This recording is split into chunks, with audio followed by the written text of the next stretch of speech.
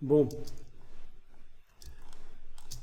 alors je vous montre un truc auquel il faut penser éventuellement. Là, je vais aller refaire un plan de travail. Vous n'avez pas à le faire maintenant, vous regardez simplement. Ceci, je fais un trait à la plume ou au crayon. Alors, le crayon, là.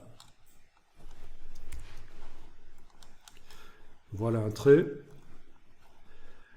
Je vais passer en affichage par tracé. Voilà. Je vais le dupliquer, le trait. Avec la touche Alt, je vais le dupliquer. Je sélectionne les deux. J'active le dégradé de forme. Donc là, il faut que je dise quel est le point de départ, quel est le point d'arrivée. Ça ne veut pas marcher. C'est parce que je suis en affichage tracé. Si j'étais en affichage aperçu et que les tracés avaient une couleur de contour, le contour est trop fin en fait. Je vais passer par la palette contour pour l'épaissir un peu.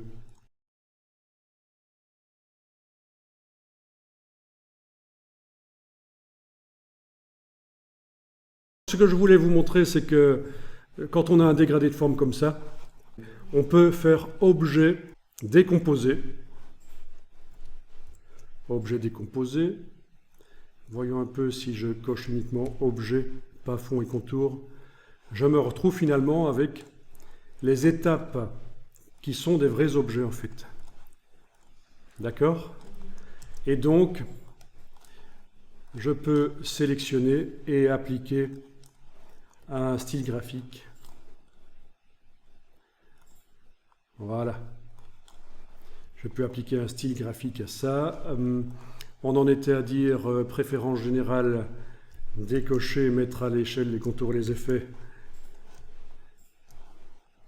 Transformation manuelle, agrandir. Voilà. Donc ça, il faut y penser. Vous avez la possibilité de faire des choses très complexes rapidement grâce au dégradé de forme. Juste le point de départ, le point final, vous définissez les étapes, vous décomposez, menu objet décomposé, vous décomposez l'objet et vous appliquez une brush et vous avez rapidement des choses sympas de ce genre-là. Là, je vais faire préférence générale, mettre à l'échelle les contours et les effets puisque j'ai obtenu ce que je voulais obtenir comme aspect et je redimensionne ça avec l'outil de transformation manuelle pour que ce soit à une taille normale sur ma page. OK.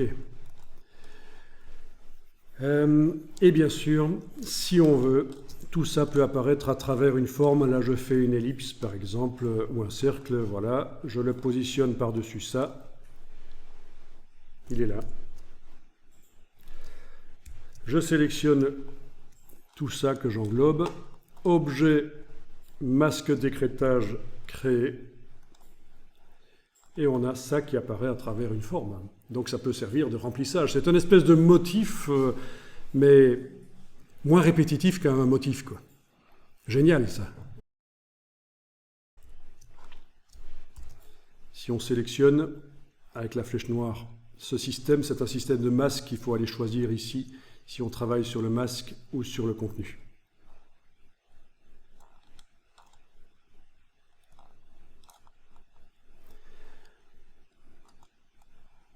Bon, c'est la même chose en fait que d'aller dans la palette des calques. Et il est là. Et de dire qu'on travaille sur le contenu ou sur le masque en fait.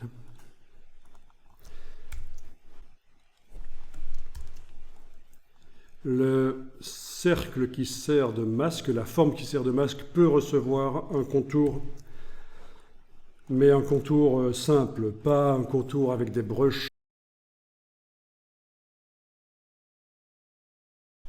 Donc pas de brush possible là-dessus, je ne peux pas aller mettre une brush comme cette brush calligraphique ici, elle ne veut pas passer, ça ne passe pas, parce que c'est un masque.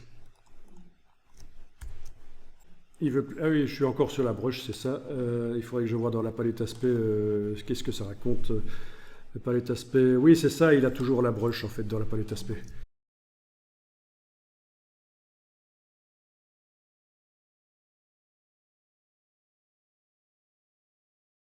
J'ai retiré le contour de la palette aspect et j'en ai ajouté un nouveau et ça remarche. Et ta solution, la ligne de base, c'était? Ah, ligne de base. Ah oui, oui, ça aurait marché aussi, oui, en effet.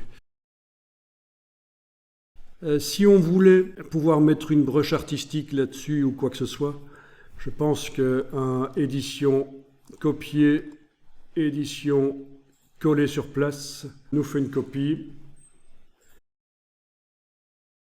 Celle qui est soulignée là, c'est celle qui sert de masque en fait. Oui. Elle est par-dessus, oui. Donc je vais déjà sélectionner celle qui sert de masque et lui enlever finalement son contour. Et ça n'a pas marché. Ah si, ça a marché, c'est parce que c'est celle du dessus qui reste, évidemment. Et celle du dessus, lui mettre une brush. Voilà, la brush est là. Ça fonctionne.